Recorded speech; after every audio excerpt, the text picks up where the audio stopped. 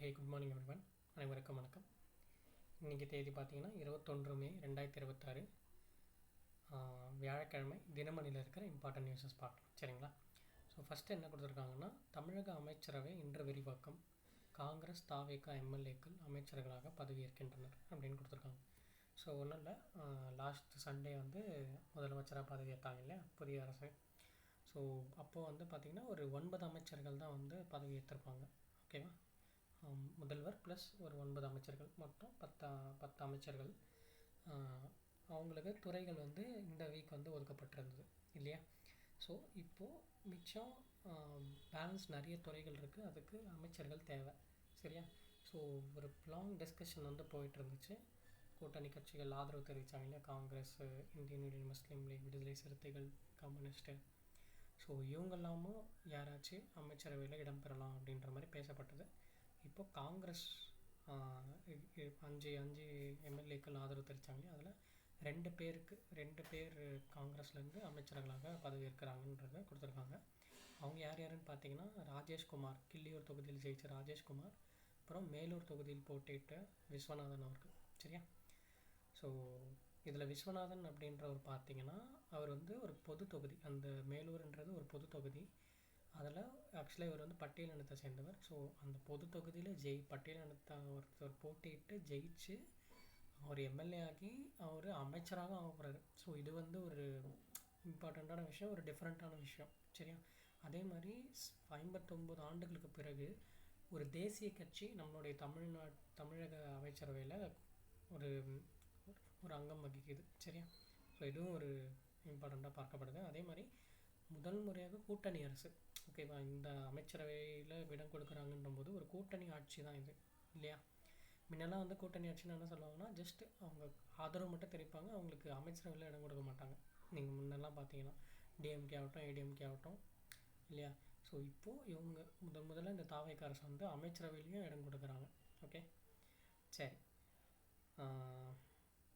அது மட்டும் இல்லாமல் இன்றைக்கி வந்து பார்த்திங்கன்னா ராஜீவ்காந்தி அவர்களுடைய 35வது நினைவு நாள். ஸோ இதில் வந்து காங்கிரஸ் வந்து பதவியேற்கிறாங்கன்ற போது அவருக்கு ஒரு ட்ரிபியூட்டாக பண்ணுறதா வந்து அவங்களுடைய கட்சியாளர்கள் வந்து சொல்லிட்டு இருக்காங்க, சரியா? அதே மாதிரி தாவேக்கால் வந்து ஒரு 21 எம்எல்ஏக்கள் அமைச்சர்களாக பதவியேற்க போகிறாங்க அப்படின்ற மாதிரியும் சொல்கிறாங்க. ஸோ எந்தெந்த துறை இப்படி அப்படின்றத பார்க்கலாம். அதே மாதிரி இங்கே என்ன கொடுத்துருக்காங்கன்னா, எத்தனை பேர் அமைச்சர்களாக இருக்கலாம் அப்படின்ற ஒரு அரசமைப்பு சட்டத்தை கொடுத்துருக்காங்க. இந்திய அரசமைப்பு சட்டம் 164(1)A பிரிவின்படி சட்டப்பேரவையின் மொத்த எண்ணிக்கையில் 15% பேர் அமைச்சர்களாக இருக்கலாம். அதான் ரூல், சரியா? அப்போது 234 தொகுதி. ஸோ அதில் 15% பார்த்தீங்கன்னா 35 பேர் அமைச்சராகலாம், ஓகே. அவங்களுக்கு என்னென்ன துறைன்னு அவங்களே ஒதுக்கிக்கலாம், ஓகேவா? சிலர் கூடுதல் துறைகள் பார்க்கலாம், பட் 35 பேருன்றது ஸ்டாண்டர்ட். நீங்கள் அதுக்கு கம்மியாகவும் நீங்கள் பண்ணிக்கலாம், 30 பேர், 31 பேர், 27 பேர், அந்த மாதிரியும் பண்ணிக்கலாம், ஓகேவா? ஓகே. ஸோ அந்த டெட்லைன் வந்து பார்த்திங்கன்னா 35, அந்த ஒரு லிமிட் வந்து 35, சரியா? ஓகே. அடுத்து வந்தோம்னா நேற்று 10th ரிசல்ட்ஸ். ஸோ 94% நமக்கு தேவையில்லை, பட் ஒரு ஜென்ரல் நாலேஜ். ஓகே, நேற்று பார்த்திங்கன்னா அயோத்திதாசர் அவர்களுடைய பிறந்தநாள். அயோத்திதாசர் வந்து ஒரு மிகப்பெரிய ஒரு சமூக சீர்திருத்தவாதி இல்லையா? நம்ம படிச்சிருப்போம். ஒரு இம்பார்ட்டண்ட்டான டாபிக் ஃபார் டிஎன்பிஎஸ்சி. ஒரு மேகசைன் கூட நடத்தியிருப்பார், ஒரு பைசா தமிழன் அப்படின்னு சொல்லிட்டு இல்லையா? அது ஒரு 7 வருஷமும் இன்னும் தான் நடத்தியிருப்பார் அவர், ஓகே. ஸோ அவரை பற்றி நல்லா படிச்சுக்கோங்க. அவர் என்ன இது பண்ணார், ஜஸ்டிஸ் பார்ட்டியில் என்னென்ன பண்ணார் எல்லாத்தையும் படிச்சுக்கோங்க, சரியா? ஓகே. அடுத்து வந்தோம்னா மாவட்டங்களை ஸ்கிப் பண்ணிக்கலாம்.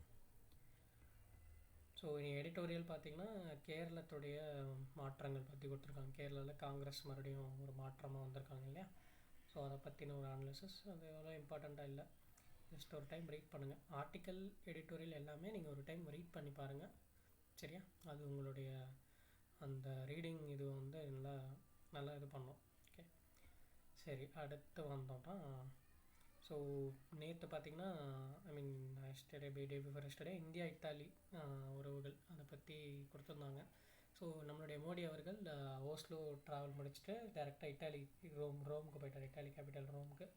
ஸோ அங்கே இத்தாலியோடைய பிரதமர் மெலோனி அவங்கள சந்தித்து சில எம்ஓஎஸ்ஸு ஓகே நார்மலாக பேசுகிறது தான், அதை பற்றி பேசியிருக்காரு. சரியா? அதே மாதிரி இந்தியா இத்தாலி கிட்ட ஒரு நல்ல ஒரு உடன்பாடுகள் மேற்கொண்டு பரஸ்பரமாக இருக்கணும் அப்படின்ற மாதிரியும் ஒரு இது பண்ணியிருக்காங்க. சரியா? ஓகே. ஸோ அதே மாதிரி இத்தாலியோடைய அதிபர் நேம் பார்த்திங்கன்னா செர்ஜியோ மாட்ரடோ. சரியா? மாட்ரடோ. ஓகே. ஸோ பிரதமரும் இருக்காங்க, அதிபரும் இருக்காங்க அங்கே. ஓகேவா? நோட் பண்ணிக்கோங்க. பிரதமர் பேர் பார்த்திங்கன்னா ஜார்ஜியா மெலோனி, இவங்க வந்து அதிபர் வந்து செர்ஜியோ மாட்ரடோ. ஓகே. சரி, அடுத்து இங்கே பார்த்தீங்கன்னா சிங்கப்பெண் சிறப்பு அதிரடிப்படை முதல் ஐஜி அப்படின்னு கொடுத்துருக்காங்க. ஸோ நம்மளுடைய முதல்வர் பதவியேற்று ஒரு 3 ஸ்கீம் ஃபஸ்ட்டு சைன் போட்டார் இல்லையா அன்றைக்கி. என்னென்னா ஃபஸ்ட்டு 200 யூனிட் இலவச மின்சாரம், அடுத்து வந்து பார்த்திங்கன்னா சிங்கப்பெண் அதிரடிப்படை பெண்களுக்காக, அடுத்து வந்து பார்த்திங்கன்னா போதை கலாச்சாரத்தை அதை ஒழிக்கிறதுக்கு. ஸோ இந்த சிங்கப்பெண் அதிரடிப்படை வந்து பார்த்திங்கன்னா இப்போது புதுசாக பண்ணுது பெண்கள் பாதுகாப்புக்காக. இதை சேலத்தில் வந்து தொடங்கியிருக்கு. சேலத்தில் அந்த வாகனங்கள்லாம் ரெடி பண்ணி ரோந்து காமிச்சிருப்பாங்க. ஃபஸ்ட்டு அதை பற்றி பார்த்துடணும். இப்போது இந்த சிங்கப்பெண் சிறப்பு அதிரடிப்படைக்கு முதல் ஐஜி, ஃபஸ்ட்டு ஐஜி அப்படின்னு யாருன்னு பார்த்தீங்கன்னா தமிழக காவல்துறையின் பொதுப்பிரிவு ஐஜியாக இருந்த கே பவானீஸ்வரி அப்படின்றவங்க. இவங்க இந்த ஃபஸ்ட்டு ஐஜியாக இந்த டிபார்ட்மெண்ட்டுக்கு பொறுப்பேற்கிறாங்க. சரியா? ஓகே. ஸோ நல்லா நோட் பண்ணிக்கோங்க. ஓகே. பவானீஸ்வரி. ஓகே. சரியா? ஓகே. மேட்ச் த ஃபாலோயிங்கில் கேட்டாலும் ஆச்சரியப்படுறதுக்கு இல்லை. ஓகே. அடுத்து வந்தோன்னா இங்கே ஒரு சென்ட்ரல் லெவல் நியூஸ், நீங்கள் எஸ்எஸ்சி அந்த மாதிரிலாம் படிக்கிறீங்கன்னா யூஸ் ஆகும். 13 நாடுகளில் கூட்டு இராணுவ பயிற்சி மேகாலயத்தில் தொடக்கம் அப்படின்னு கொடுத்துருக்காங்க. ஸோ நேற்று வந்து பார்த்திங்கன்னா இந்தியா இலங்கை உட்பட 13 நாடுகளில் ஒரு கூட்டு இராணுவ பயிற்சி தொடங்கியிருக்கு. அந்த கூட்டு இராணுவ பயிற்சிக்கு பேர் பார்த்தீங்க அப்படின்னா பிரகதி 2026. ஓகே.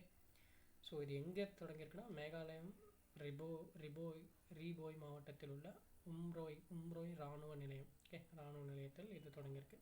கிட்டத்தட்ட 13 நாடுகள் வந்து பங்கேற்கிறாங்க. ஓகே. சரி, நெக்ஸ்ட்டு வந்தோம்னா சேம் ஐநா அகைன் அவங்களுடைய இந்தியாவோட பொருளாதார வளர்ச்சியை காமிச்சிருக்காங்க. முன்னே 6.6% சொன்னாங்க, இப்போ 6.4 வந்து குறைஞ்சிருக்கு அப்படின்றத சொல்கிறாங்க.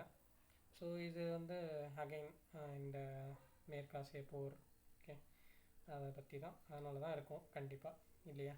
ஸோ அதை பற்றி தான் டிஸ்கஸ் பண்ணியிருக்காங்க. நெக்ஸ்ட்டு வந்தோம்னா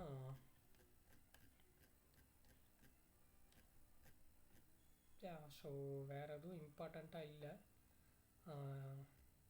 நம்ம நாளைக்கு செய்தாங்க மீட் பண்ணலாம். தேங்க்யூ.